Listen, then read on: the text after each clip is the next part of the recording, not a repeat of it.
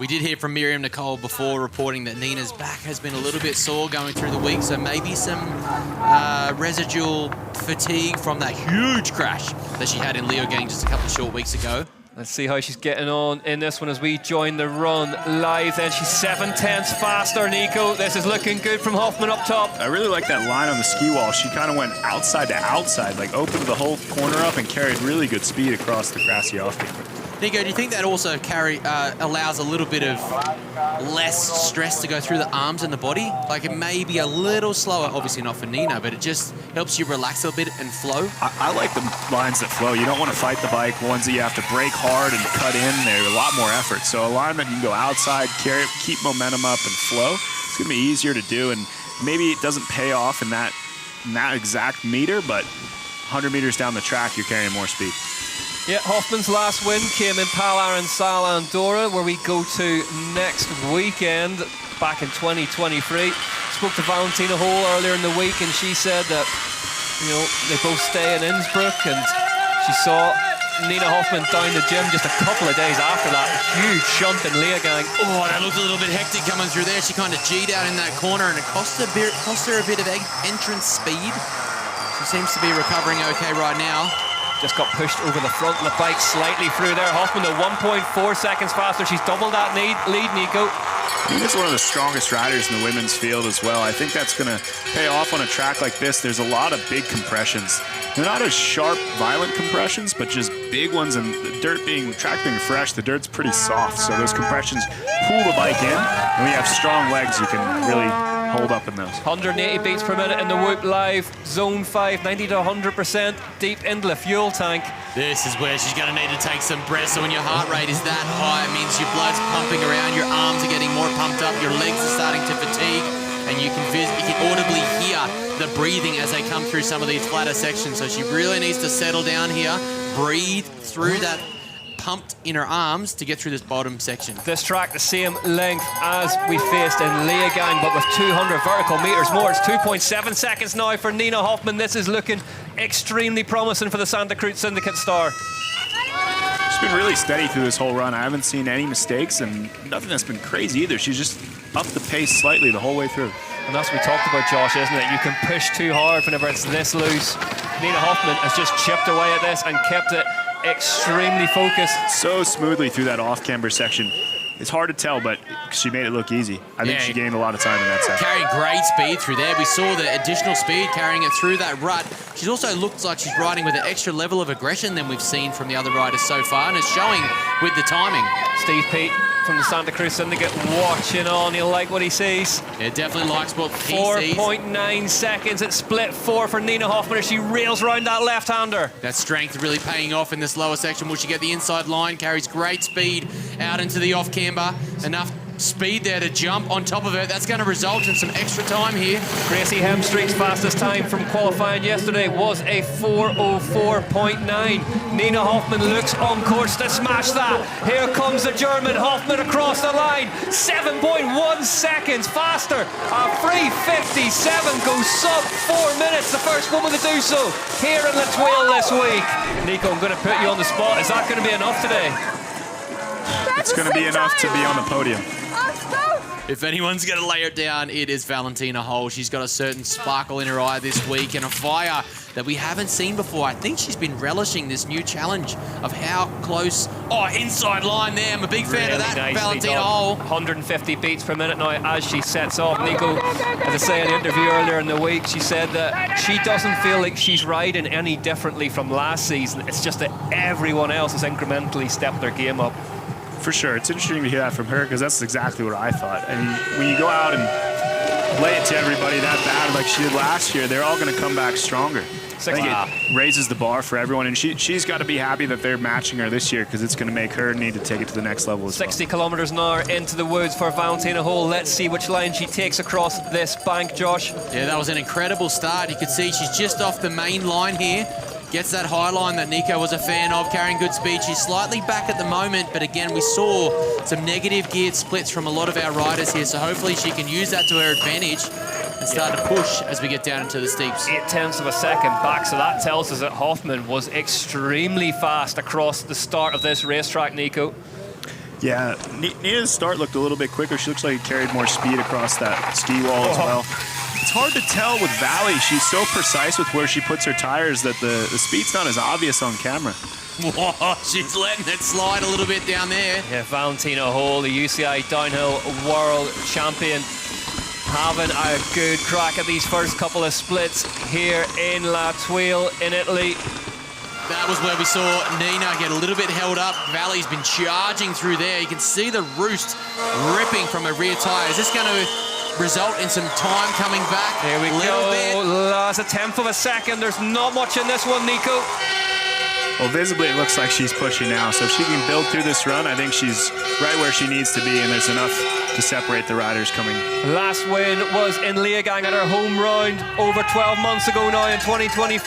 She wants to get another one chalked off, and she wants to do it here in Thuile at a brand new venue. Whoa, I wonder if that's going to cost her a little bit of speed there. Gets that outside line, misses the double jump into the corner.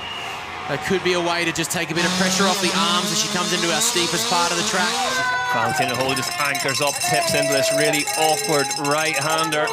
Gotta say, Nina hit that a little smoother. We'll see if she can charge down here. It's not going the right way for the moment. 181, 182 beats per minute on the Whoop Live. 90 to 100% in zone 5 in the red zone for Valentina Höll. There's a lot of time to be made in these next two crucial wood sections. Yeah, Phoebe Gale and Nina Hoffman were superb through this final sector. A bit of arc-a-buck. Maybe the arms are starting to pump up a little. She's got to hold it together. Back wheel just kicking her up into the air. Managed to keep things under control as she heads towards the bottom of the track here in Thuile. Swings left, and then it's just a short traverse across through here. She's looking aggressive. This is a strong run from Valley. It's not quite going her way right now. Big performance from Valentina Höll down the line, crosses it and goes second. 2.9 seconds slower than Nina Hoffman. Nina Hoffman survives, one of the biggest of the big names. 10 seconds. She's been getting better and better round after round, Camille, and I think the charge for her back to the podium is almost imminent. Yeah, her last win was in Snowshoe, West Virginia back in 2022, but Nico, on her day, one off, if not the best in the world, this woman. She was very dominant through those couple of seasons, 2020 to 2023. Few injuries, notably a big concussion in Andorra 2 years ago that she's still kind of coming back from. And Josh, team you know well, Damien Smith runs a tight ship, doesn't he, at Yeti Fox, and Camille Balanche really proving that she deserves a spot on that team and that she can deliver for them. 0.4 of a second slower at Sector 1, has to hold on to that one though. A lot of these ruts the riders are pushing on are not really ruts, they're just collections of dust. So if a couple riders start to push it, it starts to get a buckle in it, and it's not the same shape it was before. This is going to be evolving as the day goes on. Look at that though, Josh. 2.9 seconds. Hoffman leads by. It's going to take a huge run from someone to take that win away from her. For sure, and you can see Valley went 6 seconds faster than qualifying. Camille Balanche on the high line, missing the ruts, carrying really nicely speed done through out there, of that Balanche. corner. The time that leads them, Nina Hoffman, the only woman under the 4-minute mark with a 3:57.9 so far this afternoon here in Thuile. Oh, she's got a bit of huckabuck going on. Her head's starting to bob. Just wondering if she's starting to feel a little bit tight here. Yeah. This is the moment that your arms start to pump up a lot. There's a lot of racetrack to go here. 0.8 of a second back is nothing in this lower section. She looks really solid through here. She's carrying good speed, and we haven't seen much crazy going on. I mean, it's her riding style, but... Yeah, 2.5 seconds back. Maybe, Josh, you're right. That fatigue just starting to build for Balanche now. Oh, that aggression at the top.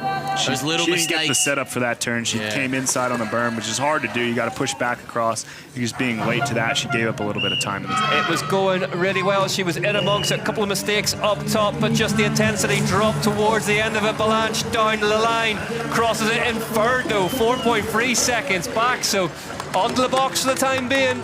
Thuile awaits Tahnee Seagrave. Seconds. It's not gone her way since that first round win, but third place in the overall, and Nico, she needs a result this afternoon to stay in touch. Yeah, she kind of threw a lot of points away last week in Val di Sole, but I think she can bring it all back. There's still quite a lot of racing to go this season. 0.4 of a second faster now at the first split for Tahnee Seagrave on a run here. Tony, her dad and team manager, can hardly watch, has another look at it, walks off. That outside line's developing to be quite nice. You can see the extra speed they carry through the corner, and they miss that pocket of the bag. Tahnee rearranges the left-hander coming into into the road gap. She's kept that 0.4 of a second up a split 2. Tahnee Seagrave for Orbea FMD on a run here in La Thuile.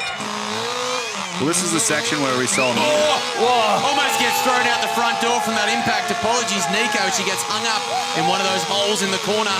Yeah, steep to flat there. It's tough to do, but this is the section where we saw Nina open up a big gap. So let's see what the time says as she enters this next split. 1 to go after Tahnee Seagrave, and it is a rider who's won 2 races this season. She's 1.3 seconds back though, Josh. Something's happened in there. Yeah, she's definitely got a little bit hung up. She got hung up earlier on there. That one section coming off the road has been crucial. You could see how much extra speed Nina carried. There's a lot of race time left. There's the rider who leads this race on your screen now. And Nina Hoffman shaking her head in disbelief. The run that she put down is incredible. Tahnee is still charging all the way to the line. It's slightly going backwards here, but she needs to keep it on. 3.2 seconds back. It's split 4 for Tahnee Seagrave. Now this one's getting away from her, Nico. Yeah, you saw she went inside in that berm as well. Like you saw the last rider, just didn't quite get the drive out of it. Here comes Tahnee Seagrave. It started so well, but it's not going to be her day today. Tahnee Seagrave's wait for win number 11 continues. 3rd place today for Tahnee Seagrave as things stand currently with 1 rider left at the top. A moment of quiet before the storm. Here comes Norco Race Division's Gracie Hemstreet. She's got that taste of victory. She knows what it takes. She's riding that confidence high. And we heard from Miriam earlier to say that can be dangerous to everyone else in the field. 1.9 seconds back though, Nico. She's a lighter rider. I think maybe not carrying as much speed as some of the other girls. But as she gets through this turn, it's going to drop off and she's going to pick up speed. She went 3 seconds faster than Hoffman in Q1. And yesterday, she did almost exactly the same thing. She started not slowly, but she built into the run, and by the last, the 4th, the 5th split, she was charging. So this could be a tactic here today. So splits 3 and 4 really where she did the damage in that Q1 session. So 2.2 seconds back. We know that she was slower in Q1, in sector 2 than Hoffman as well. So Hemstreet heading towards the sector of the track now where she did the damage in Q1, Josh. You can visibly see how aggressive Nina was in this next pivotal part of the track. She maintained great exit speed, so this is where Gracie can really use that lighter weight to her advantage. Hopefully, she can float through the jumps. She's got to find a little bit of time here. It's not going backwards quickly, but it's not going in the right direction for the moment. No, we haven't. Good inside line there, carries good exit speed. We haven't seen any real problems yet, Nico Wheeler. Yeah, I think she just builds through the run. I mean, this section is where Nina really opened up a gap, so let's see if she can mash it and then hit a really good bottom sector. Well, she was absolutely superb in Ludenvale, 2 seconds, so that time's calmed down by 2/10. Josh, she's taking some back. Yeah, she's bringing a little bit back. She gets hold up there. That's going to cost her that time. She has to fight to get that back now. Menard knew it straight away when he saw it as well. Just nudged Kathy Sessler beside him. Spotted the mistake. Nina Hoffman can hardly watch. It's 2.7. She's lost 0.7 of a second. Right where Hoffman was at her strongest on the run. Did a really good job of opening up that berm and carrying speed. 2.7 might be a tall order, but she's riding this last split well. Look at the entrance speed she brings back into here. She might be able to bring some of that time back. Here comes the Canadian down towards the finish pole for Norco Race Division. Who is going to take the win here in La Thuile? It's going to be Nina Hoffman. Gracie Hemstreet goes 3rd fastest. Hoffman wins in La Thuile ahead of Valentina Höll and Gracie Hemstreet. After that huge smash in Leogang at the start. I mean, barely a couple of weeks ago, Josh. Nina Hoffman tastes victory in La Thuile. The emotion, the stoke. Oh, wow, what a moment.